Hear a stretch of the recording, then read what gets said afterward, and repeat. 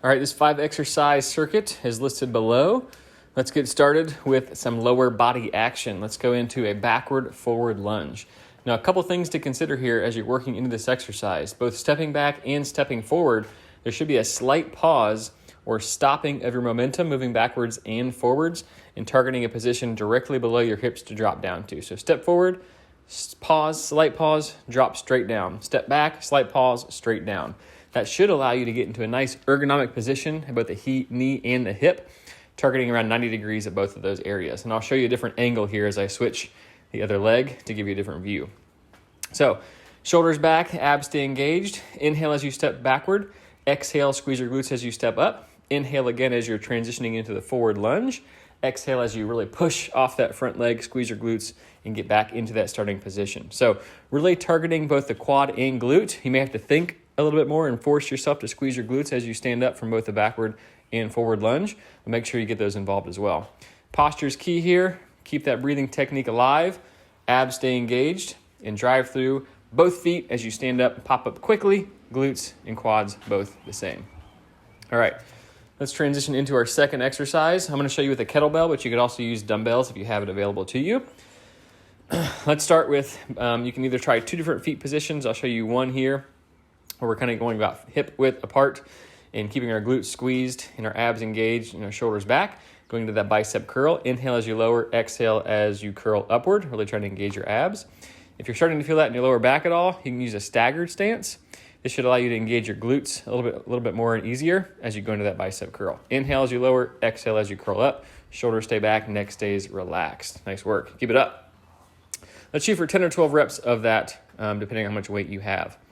Next one is a hollow body press. You can also use dumbbells or kettlebell, depending on what you have for this. But feet will be slightly elevated off the ground, and shoulders will also be slightly elevated off the ground. As you'll notice in this position here, making sure our glutes stay squeezed, and breathing is going to be key here. So inhale as you lower, exhale as you press.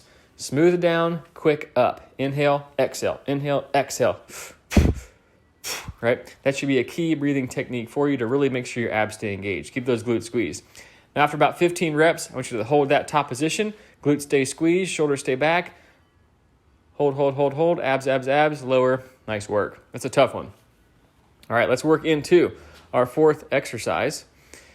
Once you have that band anchored onto a rack, let's jump into our fourth exercise, which is our Swiss ball hamstring curl. Using your arms out to either side, as you'll notice here, for extra support and stability. Glute bridge up and maintain that hip position as you drive your heel into the ball, both bringing back towards your hips and as you lengthen and extend your legs back to that starting position. Okay, so drive those heels into the ball. That'll really allow you to squeeze those hamstrings as you bring those heels tucked under towards the hip. Exhale, inhale. Exhale as you curl, inhale back. Exhale as you curl, inhale back. Make sure those glutes and abs are staying engaged as you exhale forcefully in that curling position. Okay, I was getting ahead of myself in the last one. For the fifth exercise, once you have that band anchored to a rack or a door or the handrails of a treadmill, whatever that might be, let's get into about hip width feet position, sitting into your hips slightly. I want you to go into smaller circles as you press out, working into larger circles. You may have to employ a quick inhale, exhale technique as you work through this, really targeting the abs to make sure nothing else is moving besides your arms of this exercise. So this is kind of a core abdominal-based movement. Exhale, inhale very quickly throughout, targeting the abs. Start with smaller circles, work into larger circles. Repeat that whole circuit for a second or a third time, depending on how you're feeling. Good luck and have fun, guys.